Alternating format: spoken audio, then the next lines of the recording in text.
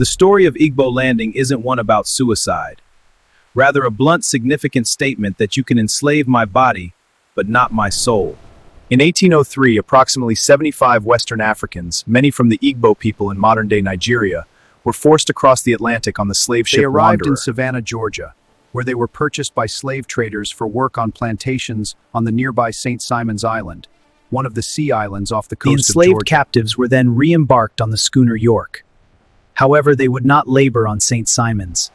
The captured Igbo rose up in mutiny against the crew. They drowned their captors, commandeered the ship, and docked at what is now Dunbar Creek. After docking the commandeered ship, the Igbo, directed by their high chief, marched ashore. They chanted and sang of their distant home.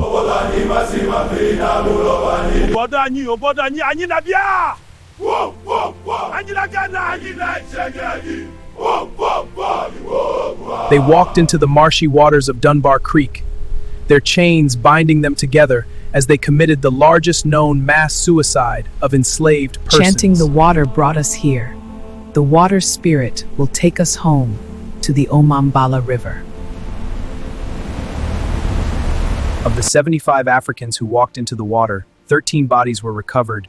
Some people were recaptured and sold into slavery, and others remained missing. For we are born free, so shall we die free. We reject servitude and will not succumb to slavery for another human. Much of what we know of the mass suicide at the site called Igbo Landing today comes from the written account of Roswell King, a white overseer who, along with another white onlooker, recovered some of the drowned records bodies. Of its history remain sparse. What came to be known as Igbo Landing has garnered cultural importance as it was retold and mythologized over the past 2 centuries. The history of the mass suicide at Dunbar Creek, referred to today as Igbo Landing both in place and event, endures through oral histories, particularly for the Gullah Geechee community. The descendants of the determined, self-emancipated enslaved Africans have resided on the sea islands of the southeastern United States for generations. Igbo Landing holds symbolic importance within African American folklore as a powerful and evocative story of resistance against enslavement.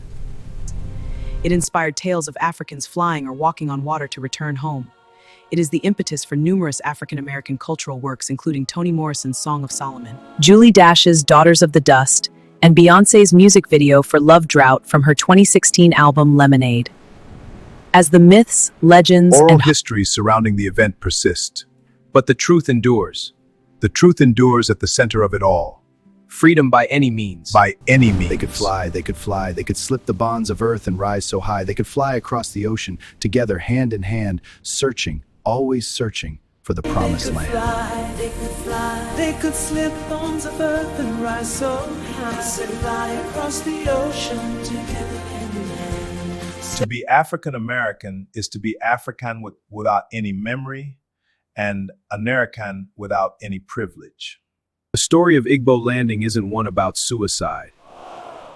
Rather a blunt, significant statement that you can enslave my body, but not my soul. If you've watched the video to this point, a quick favor from you. Click the subscribe button, hit like, share, and comment afterwards.